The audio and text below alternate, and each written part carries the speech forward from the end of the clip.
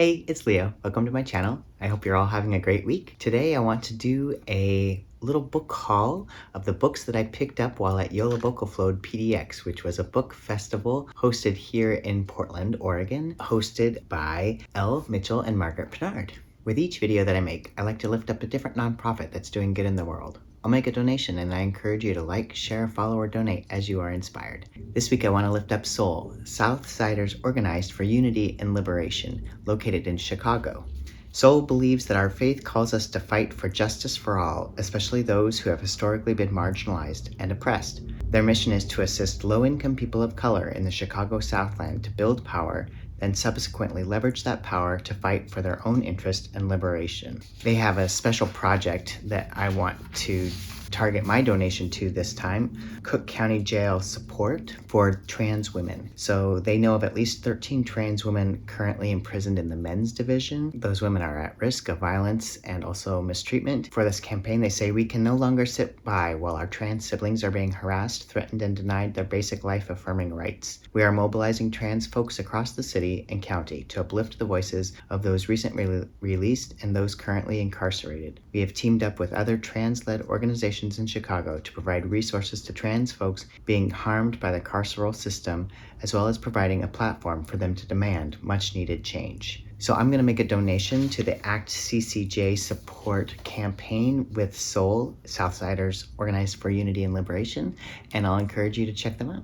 I also wanted to give a shout out to a local community theater company here in Portland called Twilight. They're currently running a show called Christmas Shorts, which is a sketch comedy show with a lot of parody and humor and singing and dancing. It's a good time. So I'll link their information down below. They're playing through December 19th. I went last Friday with some friends and family. We had a great time and it was nice to be in a theater again. You do have to show proof of vaccination to enter the theater, which made me feel more comfortable and I was able to enjoy the show. You also need to stay masked. That's kind of how we're doing things here in Oregon. So what is YOLABOKOFLOAD PDX exactly?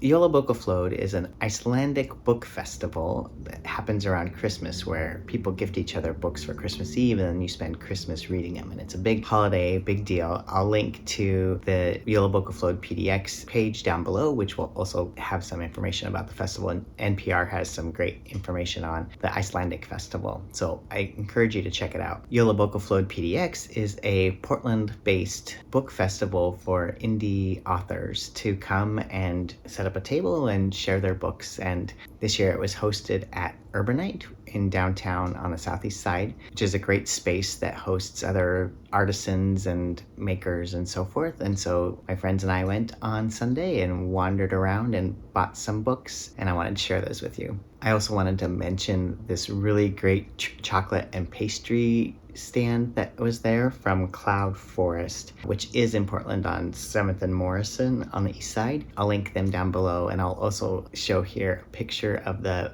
divine pastry that we had. It was very good. So I recommend that if you're in town. All right, let's get to the books. So we'll start with this one by Elle Mitchell, one of the co-organizers of YOLABOKOFLOAD PDX event. This is I Never Stopped. This one is a lesbian ghost story. So that sounds intriguing. Francesca's partner, her everything, is dead. And after 11 months of listless grief, Francesca leaves Sloane's memory in San Francisco to visit Italy and her mother. Surrounded by fresh pasta, never-ending wine, and laughter, she finds a moment of solace. When Francesca meets Cecilia, a complex love interest, she begins to picture a future without Sloane. Unbeknownst to Francesca, Sloane can't let go.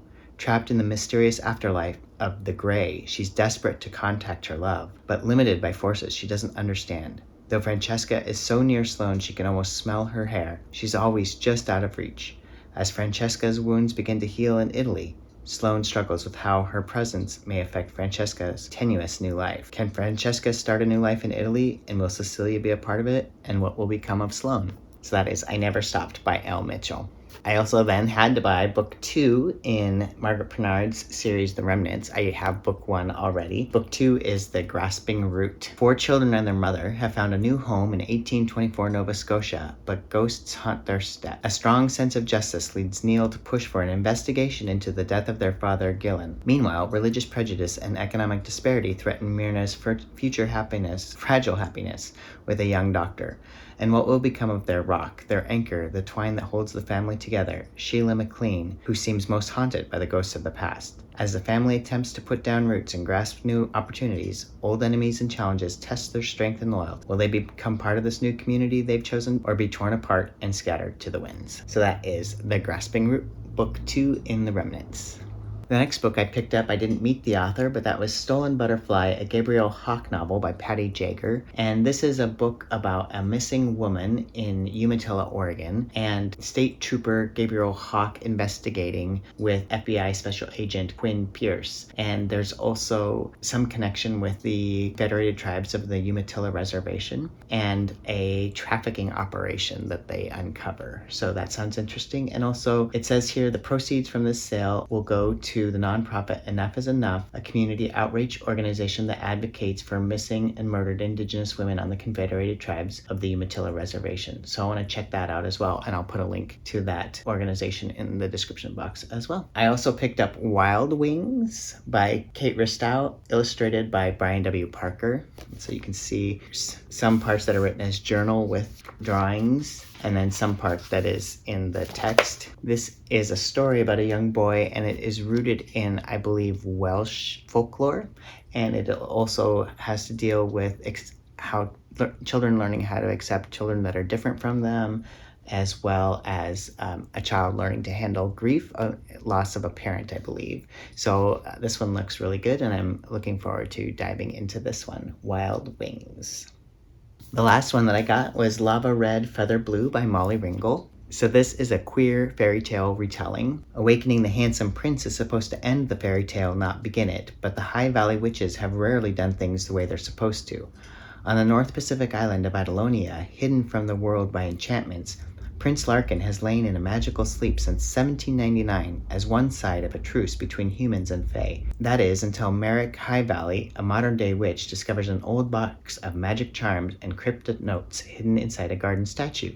Experimenting with the charms, Merrick finds himself inside the bower where Larkin lies and accidentally awakens him. Worse still, releasing Larkin from the spell also releases Ulakana, a fairy bent on eradicating humans from the island. With the truce collapsing and hostilities escalating throughout the country, Merrick and Larkin form an unlikely alliance and become even unlikelier heroes as they flee into the perilous Fey realm on a quest to stop Ulakana and restore harmony to their island.